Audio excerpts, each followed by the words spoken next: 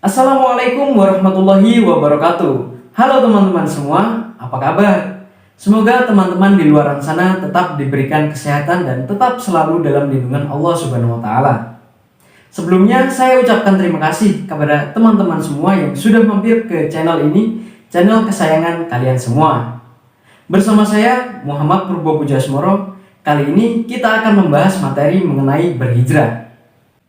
Untuk lebih jelasnya, mari kita simak pembahasan berikut ini. Pokok bahasan yang akan kita bahas yang pertama adalah definisi hijrah. Dan yang kedua yaitu ada hijrah dalam arti luas. Dan yang ketiga yaitu pengusaha hijrah. Definisi hijrah. Nah, kira-kira apa sih hijrah itu? Hijrah menurut bahasa memiliki dua arti. Pertama, secara dhahiriyahnya, perpindahan dari suatu tempat menuju ke tempat yang lebih baik. Dan yang kedua yaitu secara maknawi, yaitu perubahan dari satu kondisi kepada kondisi yang lebih baik. Hijrah yang berakar kata hajaro juga memiliki arti meninggalkan atau menjauhkan diri. Kira-kira apa tujuan dari hijrah? Tujuan dari hijrah dalam konteks sejarah hijrah adalah kegiatan perpindahan atau migrasi yang dilakukan oleh Nabi Muhammad SAW bersama para sahabat beliau dari Mekah Al-Mukarramah menuju Madinah Al-Munawwarah pada bulan Juni pada tahun 622 Masehi dengan tujuan untuk mempertahankan dan menegakkan risalah Allah berupa akidah dan syariat Islam. Nah, selanjutnya macam-macam hijrah. Ibrahim pada tahun 2016 mengklasifikasikan pemaknaan hijrah dalam 3 jenis, yaitu hijrah makaniyah atau perpindahan teritorial, hijrah nafsiyah atau perpindahan spiritual, dan yang terakhir ada hijrah amaliyah atau perpindahan perilaku. Nah, contoh hijrah pada zaman sekarang yang banyak kita lihat yaitu dari cara berpakaian. Wanita yang tadinya tidak berjilbab, berpakaian ketat dan tipis, sekarang lebih sesuai dengan syariat. Seperti jilbab yang panjang hingga menutup ke dada, pakaian yang longgar, bahkan ada yang bercadar, teman-teman. Nah, kira-kira apa saja sih syarat untuk hijrah? Ada 2 syarat, yaitu ada sesuatu yang ditinggalkan dan ada sesuatu yang ditujunya atau tujuan. Tetapi pada prinsipnya berhijrah harus diiringi tekad mengubah diri demi meraih rahmat dan keridhaan Allah Subhanahu wa taala. Kita sebagai umat muslim harus berusaha mengubah hidupnya menjadi lebih baik. Memasuki materi yang kedua yaitu hijrah dalam arti luas. Yang dapat diamalkan saat ini adalah hukum hijrah dalam arti luas, yaitu berpindah dari kondisi dosa atau maksiat menuju kondisi taat kepada Allah Subhanahu wa taala.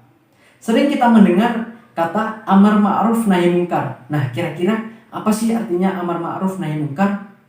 Secara harfiah, kata amar berakar dari kata amaro ya'muru yang berarti suatu perintah. Sedangkan kata ma'ruf secara etimologi diambil dari kata bahasa Arab yaitu isim maf'ul dari kata arafayu rifu irfatan atau ma'rifatan yang berarti mengakui.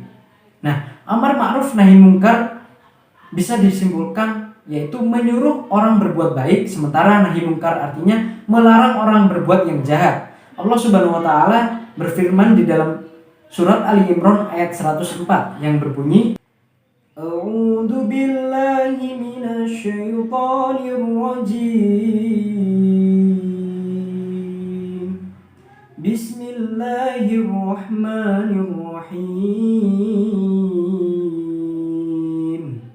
Wal takum minkum ummatun yad'una ilal khairi wa ya'muruna bil ma'ruf wa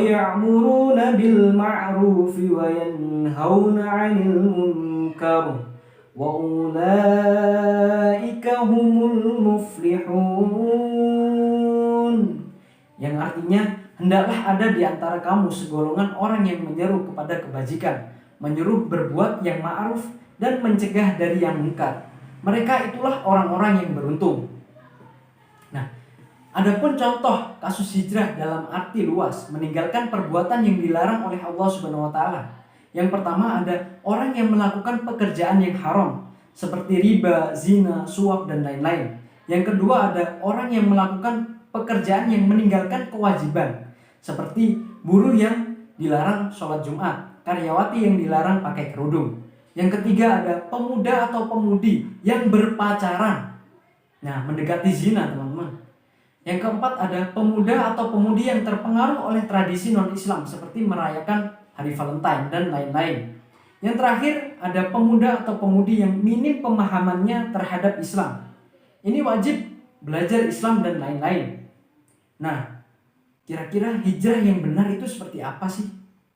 Dengan demikian, hijrah membutuhkan jihad dan nilai yang besar karena Allah Subhanahu wa taala. Hijrah yang benar adalah yang didasarkan atas niat yang benar karena Allah Subhanahu wa taala. Memasuki materi yang ketiga yaitu pengusaha hijrah. Nah, disinilah pengusaha hijrah wajib mengingat sabda Rasulullah SAW untuk tidak egois atau memikirkan diri sendiri seraya mengabaikan nasib umat Islam secara umum.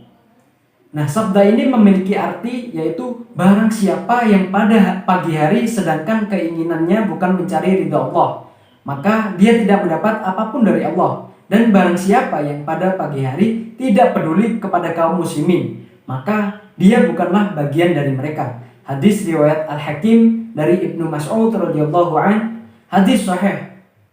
Dilihat oleh Imam Suyuti Al-Jami' Asy-Syahrir, juz 2 halaman 164.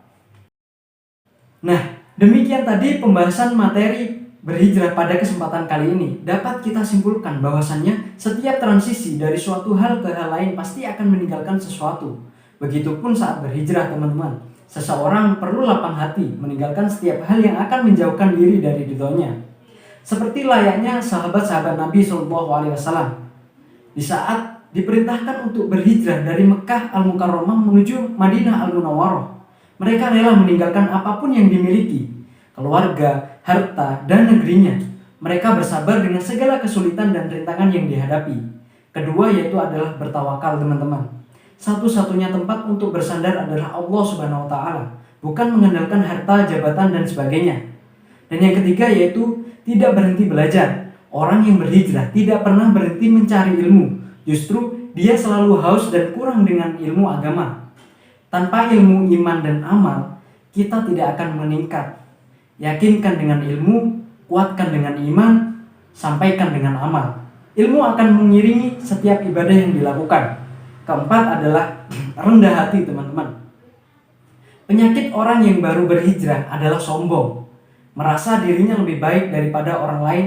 Hal ini yang sangat perlu dihindari. Itu tadi kesimpulan yang dapat kita ambil. Semoga bermanfaat bagi kita semua dan mendapat barokah dari Allah Subhanahu wa taala. Saya Muhammad Purbo Pujasmoro, kurang lebihnya saya mohon maaf apabila banyak salah kata. Saya akhiri, wabillahi taufik wal hidayah. Assalamualaikum warahmatullahi wabarakatuh.